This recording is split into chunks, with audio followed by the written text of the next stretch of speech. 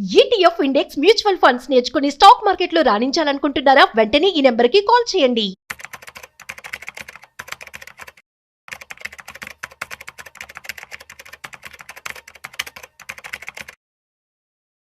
నమస్తే, welcome back to Suman TV. ప్రస్తుతం మనతో పాటు ఉన్నారు స్టాక్ మార్కెట్ అనలిస్ట్ సుందరరామరెడ్డి గారు.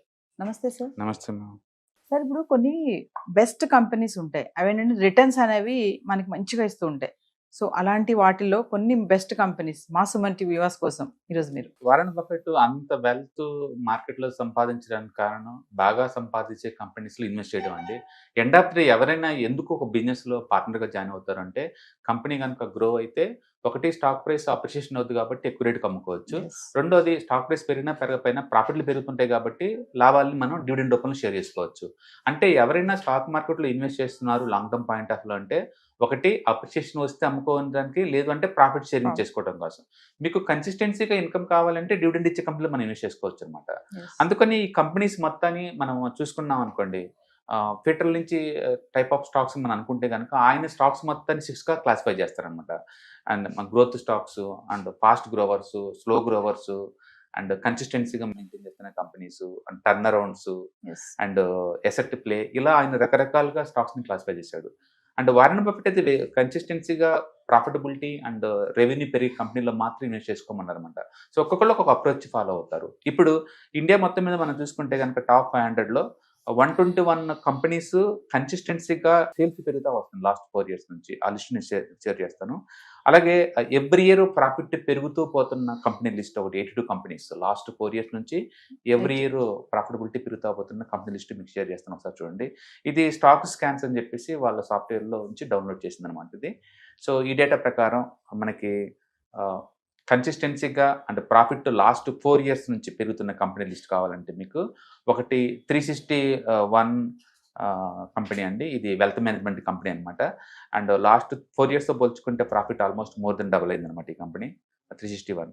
And next Aadhaar housing finance company, ఇది హౌసింగ్ ఫైనాన్స్ కంపెనీ అండి. అండ్ 4 years బ్యాక్ వాళ్ళ ప్రాఫిట్ అయితే 340 crore ఉండేది, ఇప్పుడైతే 750 crore ఉంది ఈ కంపెనీ. అలాగే Aarti pharma labs, Adani green energy, Aditya vision, and అవిత్ energy transition limited, and Affle, and Anand Rathi, Anant Raj, and Aptus value housing finance company, and medicare services, Bajaj finance, Bajaj finserv, Bajaj housing finance, and bank of India. మొత్తం totally ఈ లిస్ట్లో almost 82 companies ఉన్నాయండి. Every year కన్సిస్టెన్సీగా profit పెరుగుతా పోతున్న companies last 4 years నుంచి. అలాగే almost 121 companies ఉన్నాయండి. రెవెన్యూ గ్రోత్ కన్సిస్టెన్సీగా లాస్ట్ 4 years నుంచి పెరుగుతున్న కంపెనీ అనమాట. ఇందులో మనం ఇన్వెస్ట్మెంట్ చేసుకోవటం ద్వారా natural long term point of లో మంత్ వెల్త్ క్రియేట్ అవుతుంది.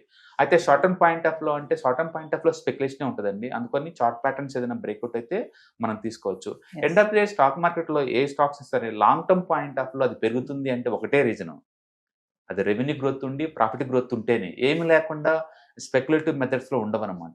అందుకని these are the good companies and and more than 1000 crores market capitalisation ఉన్న కంపెనీస్ అనమాట లిస్ట్. అండ్ దీంట్లో మనం ట్రేడింగ్ ఆర్ ఇన్వెస్ట్మెంట్ చేసుకోవడం ద్వారా లాంగ్ టర్మ్ లో వెల్త్ క్రియేట్ చేసుకోవచ్చు. ఇది స్టాక్స్ స్కాన్స్ అని ఒక సాఫ్ట్వేర్ నుంచి డౌన్లోడ్ చేసిందండి. కాబట్టి పబ్లిక్ ప్లాట్ఫామ్ లో ఎవరికైనా దొరుకుతాయి అనమాట. ఇది నా ఓన్ రికమెండేషన్ ఏం కాదు ఇన్వెస్ట్మెంట్ చేసుకోవడానికి, జస్ట్ మీకు ఐడియా అనమాట. ఇన్వెస్ట్మెంట్ లేదా ట్రేడింగ్ చేసుకోవాలంటే ద బెస్ట్ కంపెనీ.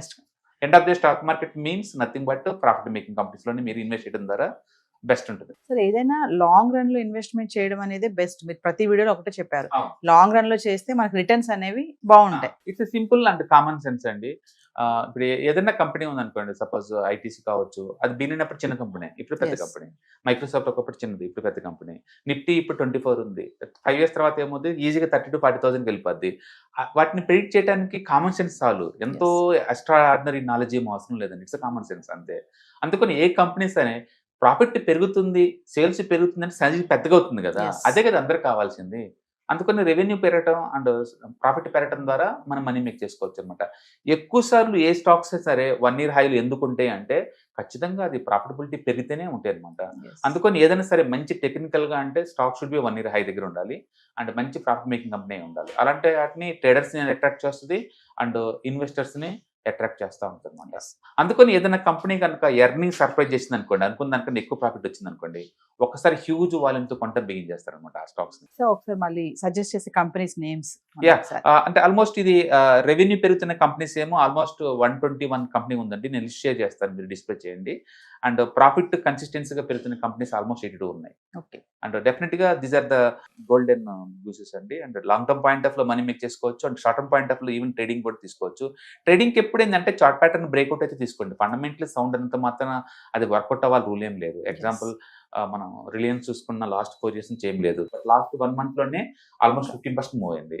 అలాగే హెచ్డిఎఫ్సి లాస్ట్ 4 years ఏం రాలేదు, బట్ లాస్ట్ 1 month లోనే అంటే 50% మూవ్ అయింది అనమాట. అందుకని షార్ట్ టర్మ్ పాయింట్ ఆఫ్ లో స్పెక్యులేషనే ఉంటుంది ఎంత ఫండమెంటలీ సౌండ్ కంపెనీ అయినా సరే. But long term point of లో ఫండమెంటలీ డస్ మ్యాటర్, రిమైనింగ్ అన్ని సైడ్ వే అనమాట. అందుకని టెక్నికల్స్ కూడా లాంగ్ టర్మ్ పనికి రావు, బట్ షార్ట్ టర్మ్ పనికి వస్తాయి ఖచ్చితంగా. అందుకని ట్రేడింగ్ కి ఇవే వాడుకోండి, ఇన్వెస్ట్మెంట్ కూడా ఇవే తీసుకుని బాగుంటుంది లాంగ్ టర్మ్. ఏదైనా సరే డొమైన్ రీసెర్చ్ కనుక చేసుకుంటే, మీరు పర్టికులర్ డొమైన్ నాలెడ్జ్ కనుకుంటే కనుక మీకు ఇన్ అండ్ అవుట్స్ ఆ ఇండస్ట్రీ గురించి తెలుస్తుంది కాబట్టి మీకు ఎక్స్ట్రా ఉంటుంది అనమాట. జస్ట్ నేమ్స్ తెలుసుకున్నంత మాత్రం అందరు కన్విన్స్ అవ్వరు, ఎందుకంటే ఏదైనా ఇలాంటి వారు ఏదైనా ఎఫెక్ట్ జరిగింది అనుకోండి, దాని మన 10% పడుతుంది మార్కెట్స్ అన్ని, అప్పుడు ఈ స్టాక్స్ కూడా పడతాయి ఎంత ఫండమెంటల్ సౌండ్ అయినా సరే. బట్ స్టిల్ ఇవి ఈజీగా రికవర్ అవుతాయి, ఎందుకంటే ఫండమెంటల్ సౌండ్. అందుకని ఈపీఎస్ గ్రోత్ అన్నిటికన్నా అల్టిమేట్ అనమాట. సో వారెన్ బఫెట్ ఎందుకు అంత మనీ మేక్ చేశారంటే ఎర్నింగ్ గ్రోత్ ఉన్న కంపెనీలను చూస్ చేసుకున్నారు కాబట్టి. అంతే తప్ప లాస్ మేకింగ్ వాళ్ళు చూస్ చేసుకోరు, స్పెక్యులేషన్ చేయరు అనమాట. Of course turn around companies ఇంకా ప్రాఫిట్ లో రావు, స్లోగా లాసులు తగ్గుతూ ఉంటాయి. కొంతమంది వాటిని ఇష్టపడుతుంటారు. అంటే కొంతమంది ఏమో ఫాస్ట్ గా గ్రో అయ్యి, అంటే ఎవ్రీ క్వార్టర్లీ 10 to 15% గ్రో అవ్వాలి, ఇయర్లీ 50% గ్రోత్ అవ్వాలి, వాటిని ఇష్టపడుతుంటారు. అంటే ఇంకొంతమంది ఏమో స్టెల్వార్డ్స్, అంటే ఓన్లీ మెగా కంపెనీస్ ని ఇష్టపడుతుంటారు. అమెరికన్ మార్కెట్ కి స్మాల్ క్యాప్స్ వర్కౌట్ అవ్వదు, అక్కడ ఓన్లీ మెగా క్యాప్స్ వర్క్ చేస్తుంది. ఇండియాలో మెగా క్యాప్స్ చాలా స్లోగా పోతాయి, ఇక్కడైతే మైక్రో క్యాప్స్ బాగా వర్కౌట్ అవుతుంది. అందుకని ఒక్కొక్క కంట్రీలో వాళ్ళ పబ్లిక్ ఉన్న ఒపీనియన్, అక్కడ ఉన్న కండిషన్స్, స్పెక్యులేషన్ యాక్టివిటీస్, వాళ్ళకున్న నాలెడ్జ్, రిస్క్ ప్రొఫైల్, వీటి బేస్ గా తీసుకొని మనకి రిటర్న్ జనరేట్ అవుతా ఉంటాయి అనమాట. అండ్ బట్ ఇవైతే మాత్రం ఈపీఎస్ పెరిగే కంపెనీ లిస్ట్ అండి. It's good. Thank you.